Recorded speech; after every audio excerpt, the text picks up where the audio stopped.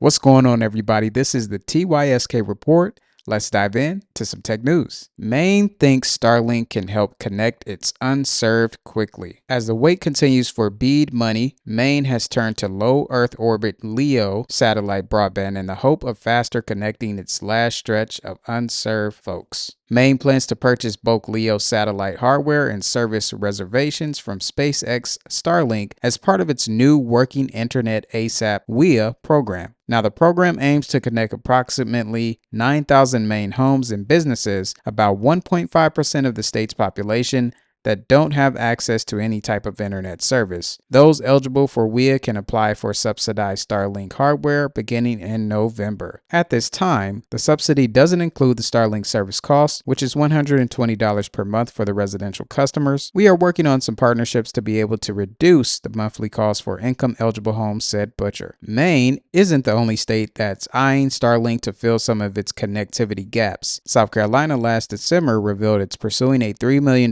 contract with Starlink to reserve up to 1,000 satellite dishes for the state. South Carolina has also partnered with Starlink on a pilot program to install 20 transceivers across several rural school districts. So it looks like Starlink is continuing to show why it is one of the greatest products out there, because people, states, governments are looking to get more of these satellite dishes because of the powerful connectivity that it has. So shout out to Maine for doing that. I hope they get the satellite that they need to connect those people to the internet, and they'll be able to explore the World Wide Web. Let's move on to the next article. Big Screen launches paid cloud browser to let Quest users screen share without a PC. Big Screen, the social VR screen sharing platform, is spectacularly good at letting users hold communal watch parties dedicated to anything they can show on a PC screen, Quest users included. But now the studio is launching a paid cloud streaming service that aims to make it even easier for Quest users looking to get away from their PC entirely. Big Screen already offers a remote desktop client for Quest, which allows you to queue up content on your PC for playback in the Quest native app. Now, the studio is rolling out what it calls its cloud browser, a paid service that lets you host rooms and stream content without needing a PC at all. As a paid service, Big Screen's cloud browser comes with a free 2-hour trial. Day passes are priced at $1.99 for 24 hours of access, and a monthly pass are priced at $9.99 for 30 days of access. So if you are a Quest user, you have this Big Screen looking to provide even more assistance when it comes to your experience. And it looks like they're improving the UX for you to not use a PC. So I wonder if you are looking to explore this. If you are a Quest user, comment down below and let me know your thoughts. This is also something that I have always been interested in exploring, so I could find myself diving into this if I do decide to get a Quest. Let's move on to the next article. AirDog founders are back with a precision strike drone meant for modern warfare. Origin, a new defense tech startup out of Latvia, specializes in making reusable autonomous drones that can deliver munitions far more cheaply than similar solutions. The company already has commercial agreements with 2 NATO countries, though these remain unnamed for security reasons. The startup's flagship product, Beak, is an ISR intelligence, surveillance, and reconnaissance drone with precision guidance technology. It packs a camera, is capable of autonomous flight, and can withstand intense radio jamming. It's also man-portable, making it well-suited to wars like the one in Ukraine. These days, many of us are familiar with images of first-person view FPV drones carrying grenades and slamming into tanks to blow them up. Instead of blowing itself up, the Beak delivers munitions to the target while remaining intact, meaning it can be reused. The cost savings can therefore be significant. So that's just some of the latest news when it comes to drones outside of the normal commercial and residential and recreational use. This is just an article to give you more insight on how drones could be utilized in modern warfare that we have today. I'm pretty sure different armies around the globe already have drones that have been used. You probably read stories about this as well. So this might be something that is familiar to you. That's just to give you a little bit more insight on what's going on when it comes to drones. Let's move on to the next article. Lyft will have to tell drivers how much they can truly earn with evidence. Lyft has agreed to tell its drivers how much they can truly earn on the ride-hailing platform and back it up with evidence as part of its settlement for a lawsuit filed by the U.S. Justice Department and the Federal Trade Commission, FTC. The lawsuit accused the company of making numerous false and misleading claims in the advertisements it released in 2021 and 2022 when the demand for rides recovered following C-19 lockdowns in the previous years. Lyft promised drivers up to $43 an hour in some locations, the FTC said, without revealing that those numbers were based on the earnings of its top drivers. The rates it published allegedly didn't represent drivers' average earnings and inflated actual earnings by up to 30%. Further, the FTC said that Lyft failed to disclose that information as well as the fact that the amounts it published included passengers' tips. The company also promised in its ads that drivers will get paid a set amount if they complete a certain number of rides within a specific time frame. A driver is supposed to make $975, for instance, if they complete 45 rides over the weekend. So if you are a Lyft driver, that's just some news happening when it comes to Lyft, and it looks like they have to be a lot more transparent than what they were before. But this is also good for the drivers because there are drivers out there who utilize Lyft as an actual job, and this is something that helps them make a living. So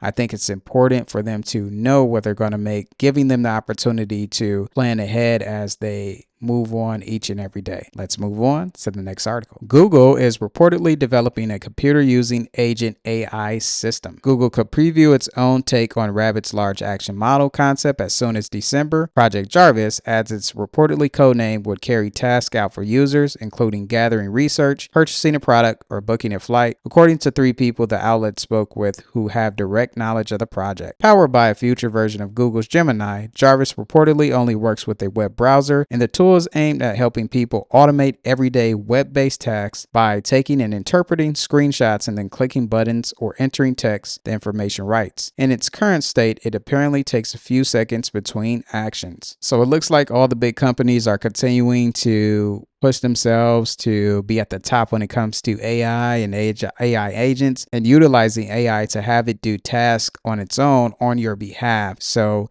Anthropic just talked about something like this. I believe Microsoft is also working on something, and then you have OpenAI. So everyone has their hands in this and they're moving fast with it. So it will be interesting to see who comes out on top or who will be the leading company to have the best product on the market that people will be interested in using. Until then, we'll see what happens next. I'll make sure to keep you updated. Let's move on to the next article. This robot showcases exceptional dexterity as it loads a dishwasher. Neo David has changed a lot in the past 14 years. A new video of the humanoid robot from the German Aerospace Center at the Institute of Robotics and Mechatronics showcases its exceptional dexterity. Neo David's fingers joints can be controlled individually, which allows the robot to be seen loading and unloading a dishwasher, as well as holding and rotating a bowl in its hand. The goal of Neo David, according to the DLR, is to get it as close to human capabilities as possible. And then I turned the sound off for this video. Let's speed it up real quick and check it out. Fair use on this one, and also shout out to this company for having this video, but let's check it out real quick. So here we have it in 2010 and it was doing that, and now in 2024 it's turning the bowl over, also putting things in the dishwasher, and that is that. So these are the different things happening in the world of technology. Always new and exciting stories in different sectors. It's always good to stay updated on this information. So in order to do that, like the video, subscribe,